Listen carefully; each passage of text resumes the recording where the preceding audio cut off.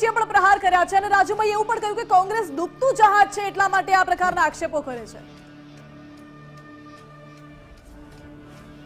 નિશાનભાઈ, માનસી, સૌપ્રથમ તો આજનો દિવસ ખૂબ જ અગત્યનો છે. આ મારા હાથમાં માનસી આજનો દિવસ ખૂબ જ અગત્યનો છે. આ મારા હાથમાં કોઈ સામાન્ય ચોપડી નથી. મારા હાથમાં જે આ ચોપડી છે એ ભારત દેશનું મજબૂત બંધારણ છે અને આ ભારત દેશના મજબૂત બંધારણે ગુજરાત અને ભારત દેશના એક એક બાળકને મફતમાં શિક્ષણ આપવાની વ્યવસ્થાની ગોઠવણ કરી આપી છે. અને મને ગર્વ છે કે આજે ડોક્ટર બાબા સાહેબ આંબેડકર, જેમને આ બંધારણ બનાવ્યું, એમની આજે જન્મતિથિ છે.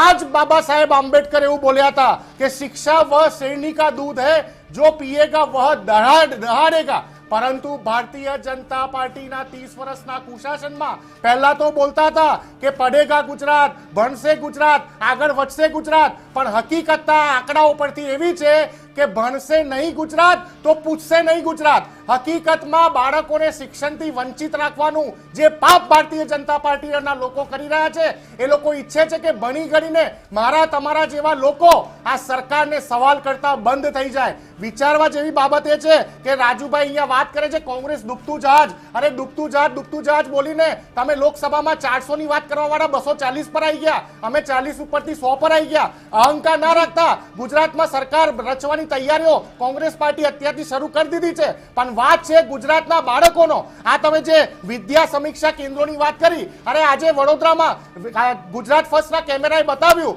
કે બાબા સાહેબ આંબેડકરની જયંતિના દિવસે રજાનો દિવસ હોવા છતાં પણ એક પ્રાઇવેટ સ્કૂલે પોતાની સ્કૂલ ચાલુ રાખેલી, બાળકોને ભણાવવાનો કાર્યક્રમ ચાલુ રાખેલો. તો ક્યાં ગયા તમારા વિદ્યા સહાયક કેન્દ્રો? ક્યાં ગયા? આજે ગુજરાતમાં ડ્રોપ આઉટ રેશિયોમાં ભારત દેશમાં સરખામણીમાં ગુજરાત 3જા ક્રમાંકે આવી ગયું. ક્યાં ગયા તમારા વિદ્યા સમીક્ષા કેન્દ્રો? ગુજરાત આજે તમે જો કે વિદ્યાર્થીઓની આત્મહત્યામાં 6ઠ્ઠા નંબર ઉપર આવી ગયું. માનસી, ક્યાં શું કરે છે તમારા વિદ્યા સમીક્ષા કેન્દ્રો? ખોટી વાતો કરવાની, રોજ કરવાની ને મોટેથી કરવાની, એનાથી સોલ્યુશન નથી આવતું. આજે તમે જો કે આખા ભારત દેશનો ડ્રોપ આઉટ રેશિયો 12.6% છે માનસી, અને શરમ આવે ગુજરાતનો ડ્રોપ આઉટ રેશિયો 17.85% છે. આ તમામ આંકડા સંસદ અને વિધાનસભામાં આપેલા આંકડા છે. બીજી તરફ તમે જો કે 2023માં માનવ સંસાધન વિકાસ મંત્રાલય ભારત સરકારના રિપોર્ટ પ્રમાણે ગુજરાતમાં 1.43 બાળકોએ શાળાનું પગથિયું ચડી નથી શક્યા. આ શરમની વાત કહેવાય. અત્યારે ગુજરાતની હાલત એ છે કે જ્યાં શાળાની, જે ગામમાં શાળાની જરૂર હોય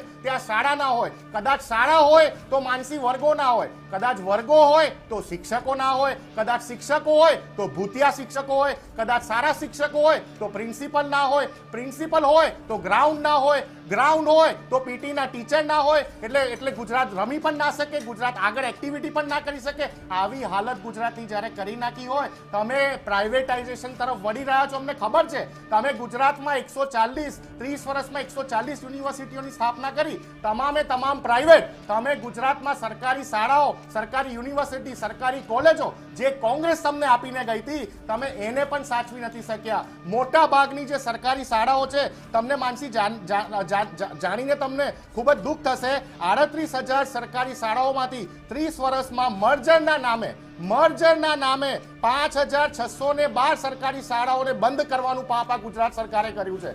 5,600 કાર્પેટ બિછાવતા તમે છેલ્લે ક્યારે રાજ્યના મુખ્યમંત્રી